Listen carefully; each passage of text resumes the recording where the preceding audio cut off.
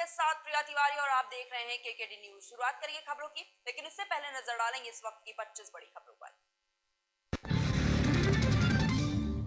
देश में नहीं थम रहे कोरोना के मामले, 895 लोगों की हुई मौत। वहीं एक महीने बाद 1 लाख से नीचे पहुंचे नए मामले।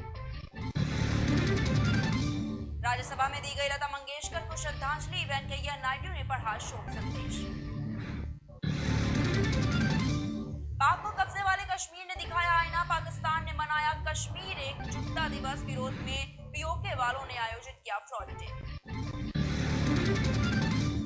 चुनाव आयोग की घोषणा के बाद पहली जनसभा, 1000 लोग होंगे शामिल, सीएम योगी भी होंगे हिस्सा।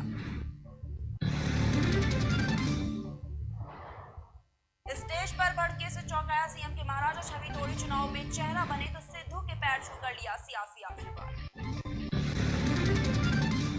मंत्री स्वाति सिंह के पति दयाशंकर बलिया से मैदान में उतरे, विधायक सुरेंद्र सिंह को नहीं मिला टिकट। संसद में गृह मंत्री देंगे स्पीच, ओवैसी के काफिले पर हुए हमले को लेकर अमित शाह देंगे सफाई, विपक्ष के सवालों का भी करेंगे सामना। अरुणाचल के डारिया हिल में 34 साल बाद बर्फबारी, दार्जिलिंग में भी 15 साल बाद बिछी सफेद चादर। राजकीय सम्मान के साथ हुआ लता मंगेशकर का अंतिम संस्कार, भाई हृदयानंद और भतीजे आदित्य ने दी मुखाग्नि। सुल्तानपुर में डिवाइडर से टकराने के बाद कार में लगी भीषण आग, अंदर ही फंसे रह गए यात्री।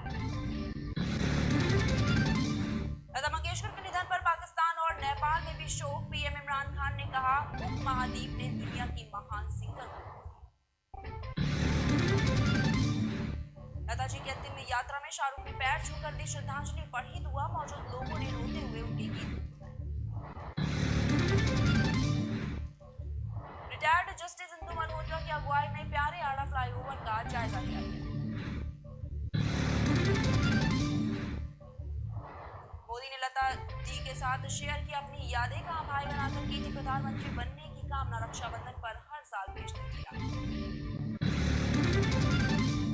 पंजाब में कांग्रेस का सीएम चेहरा चरणजीत सिंह चन्नी, राहुल गांधी ने लुधियाना में किया ऐलान, लगातार दावा ठोक रहे नवजोत सिंह सिद्धू को लगा बड़ा झटका। पंजाब में चुनावी रैलियां को मिली छूट, खुले मैदान में 30% क्षमता के साथ कर सकेंगे रैली, रोड शो, पैदल यात्रा पर रोक बरकरार। ओवैसी पर हमले में बड़ा खुलासा, हमलावर सचिन और ओवैसी का प्रत्याशी आपस में दोस्त। चुनाव पाबंदी अनलॉक, कोरोना केस घटने के बाद ईसी ने दी सभा करने की इजाजत, पदयात्रा और बाइक रैली अभी नहीं कर सकी। बीजेपी विधायक राम कदम की मांग, बोले शिवाजी पार्क में जिस जगह दीदी पंचतत्व में विलीन हुई वहां स्मारक बनाई जाए। लता जी के निधन पर शोक में टीम इंडिया, काली पट्टी बांधकर मैदान पर उतरे खिलाड़ी, मैच के दौरान तिरंगा आधा झुका। क्रिकेट पर लता जी के एहसान, 1943 वर्ल्ड कप विजेता टीम को इनामी राशि मिल सके, इसलिए स्टेडियम में प्रोग्राम कर जुटाए थे 20 लाख। वहीं बॉयफ्रेंड के राहुल की हुडी पहनकर आथिया शेट्टी ने शेयर की फोटोज, लोगों ने किए कमेंट्स। सुनील ग्रोवर के हार्ट में ब्लॉकेज की खबर सुनकर चौंके अली असगर, बोले मुझे लगा कि ये फेक न्यूज है। सुनील ग्रोवर की हार्ट सर्जरी की खबर सुनकर सलमान खान और कपिल शर्मा को लगा शौक, बोले मैंने मैसेज कर जानकारी दी। राजकुमार राव बोले बधाई दो, हम LGBT+ की कम्युनिटी को रिप्रेजेंट कर रहे थे, फिल्म की एक बड़ी जिम्मेदारी।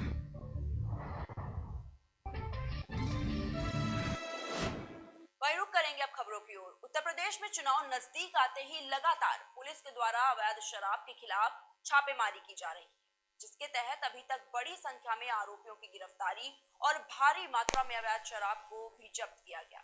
जनपद हरदोई में भी लगातार चलाए जा रहे अभियान में अब तक कई आरोपियों की गिरफ्तारी हो चुकी है, साथ ही भारी मात्रा में लहन भी नष्ट किया जा चुका है। चुनाव में अब बहुत कम समय रह गया है, इसके चलते विगत दिनों हम लोगों ने अपराधियों की धरपकड़ के विरुद्ध अभियान चलाया था। अभी हाल में ही अवैध शस्त्र फैक्ट्री पकड़ी गई थी। क्योंकि हमारी फोर्स बाहर जानी थी चुनाव के लिए, इसलिए कल दिनांक 5/2 से आज 6/2 तक हमने आबकारी विभाग से मिल करके अवैध शराब के विरुद्ध अभियान चलाया। जिसमें 24 घंटे में हमारे सभी थानों की पुलिस ने एवं आबकारी विभाग के लोगों ने मिल करके लगभग 70 भट्टियाँ इनको पाया, इनको तोड़ा। 5,863 लीटर अवैध शराब बरामद की, 1 लाख लीटर से ऊपर का लहन डिस्ट्रॉय किया गया और 107 अभियुक्त गिरफ्तार किए गए। इनमें इन अभियुक्तों के पास से एक राइफल, देसी राइफल, एक तमंचा भी। वहीं सरकार की योजनाएं अब बाजारों में बिकनी शुरू हो गई हैं। ऐसा हम क्यों कह रहे हैं, चलिए ये भी आपको बताते हैं अपनी इस खास रिपोर्ट। कौन सी जगह से? साकेत कॉलोनी। साकेत कॉलोनी से लिए हैं तुमने? ये किससे लिए हैं? पंकज शर्मा के नाम से। पंकज शर्मा क्या करते हो? उनका मतलब यही काम है, बैग बनाते हैं। सरकारी बस्ते बेचते हैं वो? नहीं बनाते हैं, वो खुद अपने बनवाते हैं। उनका बैग और उनकी सरकारी बैग ये चीज बनती है। और ये यहाँ बिक रहे हैं ये? हाँ हमने उनसे खरीदे। तो ये सरकारी तो ये पकड़ो से पकड़ो, अरे से पकड़ो। मतलब ऐसा ना माँ के खाते में पैसा आ रहा है ना, इसलिए ड्रेस, स्कूल के ड्रेस, ये सब कुछ मिल रहा है। तो ये पैसों से बिक रही है और सरकारी समझौता है? आप मतलब माँ आपके खाते में पैसा आ रहा है ना 1100 रुपए। नहीं तो ये समझौता तो सरकारी है, ये बिक कैसे रही है? संसदा तो बाबू जी है। हाँ फिर? मतलब जो मैं 1100 में सरकारी खाते में माँ आपके खाते में पैसा आ रहा है। पैसे की बात अलग है, ये सरकारी सामान कैसे बिक रहा है यहाँ पे? तो सरकारी सामान इसलिए तो बिक रहा है, खाते में पैसा आ रहा है। आती है। इस पे क्या लिखा है?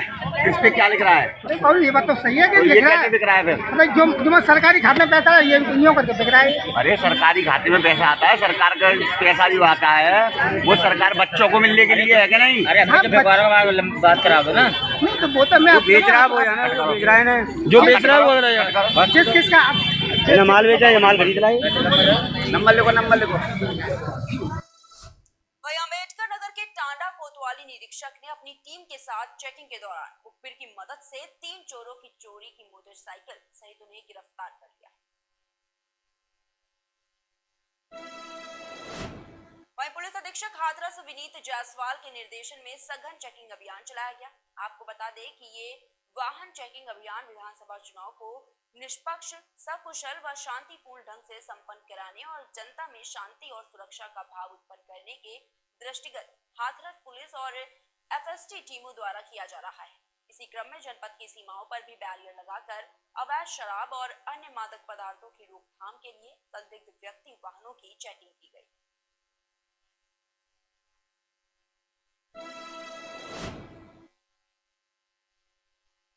परवेश ने बताया है कि उनके पिता बसपा में राजनीति को शुरू किए थे और मंत्री तक का सफर तय किया गया है। बाद में पिता ने सपा का दामन थाम लिया और पत्थरदेवा विधानसभा से कृषि मंत्री सूर्य प्रताप शाही को हराया था। आज उनकी घर वापसी हुई है। उन्होंने आगे ये भी कहा कि इस सम्मान को सूद समेत पत्थरदेवा विधानसभा से जीतकर बसपा को अदा करूंगा। देखिए, मैं अपने कहते हैं कि सुबह का भूला शाम को घर चला है तो उसको भूला नहीं करते। ये मेरा घर रहा और यहाँ से ही मेरे पिताजी का राजनीति का शुरुआत हुआ है ना। तो मेरी भी शुरुआत यहीं से लिखी थी। तो मुझे भरोसा है कि पत्थरदेवा की जनता मुझे आशीर्वाद देगी और मुझे अपना सेवक चुनेगी। मैं वादा करता हूँ कि हनुमान बन करके पत्थरदेवा के लोगों के मान सम्मान की हिफाजत करूँगा और उनका विकास करूँगा। इतिहास में जाइए, चाहे मेरे पिता स्वर्गीय शाकिर अली साहब रहे और चाहे हम लोगों ने लगातार 30-35 साल तक समाजवादी पार्टी की सेवा की, उसके कार्यक्रम को आगे बढ़ाया, उसको मजबूती देने का काम किया गया। लेकिन समाजवादी पार्टी ने 2012 में भी अन्याय किया था। आपको जहां तक याद हो, स्वर्गीय शाकिर अली साहब जो मेरे पिताजी, उस समय के भारतीय जनता पार्टी के तत्कालीन प्रदेश अध्यक्ष सूर्य प्रताप शाही को हराया था। लेकिन समाजवादी पार्टी की सरकार बनती है, लेकिन उनको उसमें कैबिनेट में और शामिल नहीं किया जाता है। लेकिन उसके बावजूद हम लोगों ने जो है सब कुछ भूलते हुए समाजवादी पार्टी को आगे ले जाने का काम किया। लेकिन हम लोगों को बड़े अफसोस के साथ कहना पड़ रहा है कि मेरे परिवार की, चाहे स्वर्गीय शाकिर अली साहब रहे हों, चाहे हम रहे हों, मेरा परिवार रहा 30-35 सालों से लगातार समाजवादी पार्टी के लिए जो संघर्ष, त्याग, कुर्बानी और शहादत जो मेरे परिवार ने दिया है समाजवादी पार्टी को, समाजवादी पार्टी ने उसका कहीं से मोल नहीं रखा और हमारी शहादत को, कुर्बानी को, त्याग को, संघर्ष को समाजवादी पार्टी ने एक सिरे से खारिज कर दिया। वहीं दूसरी तरफ उत्तर प्रदेश की पूर्व मुख्यमंत्री बहुजन समाज पार्टी की राष्ट्रीय अध्यक्ष सुश्री बहन कुमारी मायावती जी ने मुझे बुला करके और अपना आशीर्वाद दिया और कहा कि जो गरीब कमज़ोर तबके के लोग हैं, जो वंचित समाज के लोग हैं, शोषित समाज के लोग हैं, जो पिछड़ा है, दलित है, अल्पसंख्यक है, उसकी आवाज़ को बुलंद करना है और जाओ पत्थरदेवा की लड़ाई तुमको जीत के आना है। तो मुझे भरोसा है पत्थरदेवा की जनता पे, जो मेरे परिवार के साथ, मेरे साथ जो समाजवादी पार्टी ने अन्याय किया है उसको याद रखते हुए और मेरे पिता स्वर्गीय शाकिर अली साहब और मेरी संघर्ष को, त्याग को, कुर्बानी को, शहादत को याद करते हुए पत्थरदेवा की जनता मुझे आशीर्वाद देगी। और निश्चित रूप से मुझे भरोसा है कि ये जो भी चाहे समाजवादी पार्टी के उम्मीदवार हों, चाहे भारतीय जनता पार्टी के उम्मीदवार हों, इन दोनों लोगों को हम लोग बुरी। वहीं मध्य प्रदेश के रीवा में मारपीट का एक वीडियो सोशल मीडिया पर वायरल हो रहा है। अहमिया थाना क्षेत्र के अंतर्गत मधुरिमा होटल के पास पुराने विवाद के चलते एक युवक की 3 युवकों ने लात घूंसों से जमकर पिटाई कर दी। युवक की शिकायत पर पुलिस ने मामला दर्ज कर लिया है। घटना का वीडियो सोशल मीडिया पर भी तेजी से वायरल हो रहा है। बता दें कि इस घटना को संज्ञान में लेते हुए पुलिस ने धारा 327 के तहत मुकदमा दर्ज करते हुए 2 आरोपियों को गिरफ्तार कर लिया है और साथ ही साथ पुलिस इस पूरे मामले की कार्रवाई में जुटी हुई। कल एक शिकायत आई थी मारपीट की, जिसका वीडियो भी वायरल हो रहा है सोशल मीडिया पर। उसमें धारा 327 के अंतर्गत मामला पंजीबद्ध किया गया है। दोनों आरोपी को गिरफ्तार कर लिया गया है और आगे विवेचना की जाएगी। मामला पुराना विवाद का और कुछ जो है नशे से संबंधित पाया गया था, तो अभी विवेचना की जा रही है। सारे तथ्य निकल कर सामने नहीं आए हैं। जो भी तथ्य निकल के आएंगे उसके हिसाब से कार्रवाई की जाएगी। देवरिया से खबर है, जहां पर रनिहवा में रहनु युवा केंद्र तत्वाधान में मतदाता जागरूकता और व्यक्तिगत संपर्क कार्यक्रम का आयोजन किया गया, जिसमें युवाओं को 100% मतदान के लिए शपथ दिलाई गई है। इस कार्यक्रम की अध्यक्षता ग्राम प्रधान अरुण निषाद।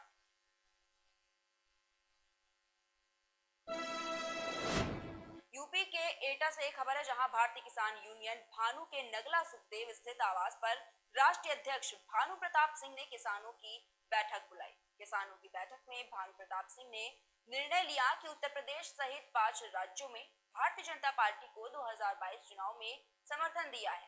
भारतीय किसान यूनियन भानु के पदाधिकारियों और किसानों की बैठक में यह अपील की गई कि उत्तर प्रदेश में योगी आदित्यनाथ ईमानदार मुख्यमंत्री हैं, इसलिए भाजपा की सरकार प्रचंड बहुमत से बनाई जाए। साथ ही भानु प्रताप सिंह ने ये बताया कि योगी सरकार में गुंडे माफियाओं का पलायन हुआ है, आम आदमी सुरक्षित है।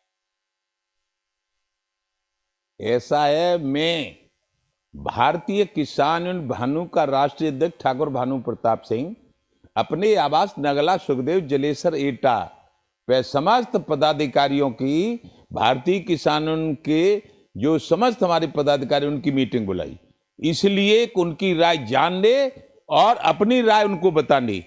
और हमने उनको बताया कि भारतीय किसान भानु समर्थन भारतीय जनता पार्टी को इसलिए दे रही है कि हमारे उत्तर प्रदेश के मुख्यमंत्री माननीय योगी आदित्यनाथ जी, योगी बाबा ने देखिए सुरक्षित कर दिया है सबको सुरक्षित, किसान सुरक्षित, महिला सुरक्षित, मजदूर सुरक्षित, व्यापारी सुरक्षित और शिक्षक सुरक्षित, वकील सुरक्षित, यानी आम जनता को सुरक्षित कर दिया है। न पकड़ हो रही है, न चोरी हो रही है, न मोटर खोले जा रहे हैं, न किसानों के इंजन खोले जा रहे हैं।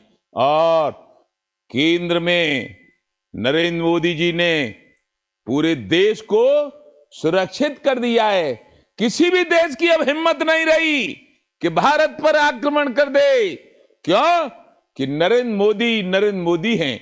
नरेंद्र मोदी के साथ अमित शाह जो गृह मंत्री हैं, रक्षा मंत्री राजनाथ सिंह, कृषि मंत्री नरेंद्र तोमर जी और हमारी वित्त मंत्री सीतारमण जी जो हैं, वो सब ने मिलकर भारतीय किसान भानु के सारे कामों को करने और सारी मांगों को मांगने का वायदा भी कर दिया है। अब योगी बाबा ने कह दिया कि मैं गुंडागर्दी नहीं होने दूंगा, जो गुंडागर्दी करेगा वो या तो जेल में होगा या फिर ऊपर पहुंचा दिया जाएगा। तो इससे अच्छी सरकार हमें नहीं मिली।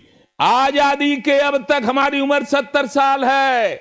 70 साल में हम कह रहे हैं कि हमारे बाबूजी थे माननीय कल्याण सिंह, वो भी बहुत ईमानदार थे, लेकिन योगी बाबा हर तरह से मजबूत हैं, निर्भीक हैं, निडर हैं, और जो गुंडागर्दी करता है, जो गलत काम करता है, उसके लिए दुश्मन।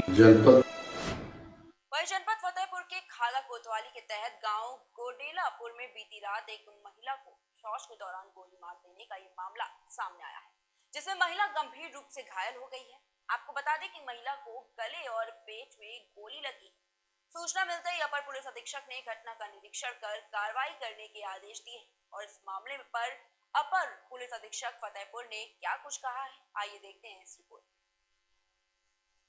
जनपद फतेहपुर के खागा थाना क्षेत्र के ग्राम गढ़ोलीपुर में आज रात्रि में 10 बजे के लगभग एक दिलीप नाम के व्यक्ति हैं, दिलीप यादव, अपनी पत्नी के साथ शौच करने के लिए बाहर घर से गए हुए थे और इनकी पत्नी के गले में गोली के निशान एवं पेट में 12 बोर के तमंची से फायर के निशान हैं।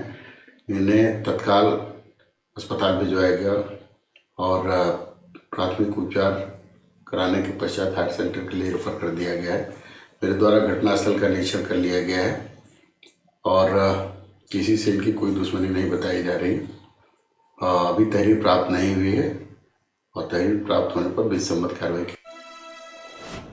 वहीं खबर बांदा से है, जहां अमलोर संख्या 8 में हैवी पावरलूट मशीनों से के नदी का सीना छलनी कर अवैध खनन धड़ल्ले से जारी है। खनन माफिया असलाहों के दम पर लगातार अवैध खनन कर रहे हैं। वहीं खुलेआम खनन चल रहा है, लेकिन इस पर ना तो प्रशासन की नजर है और ना ही क्षेत्र के आला अधिकारियों।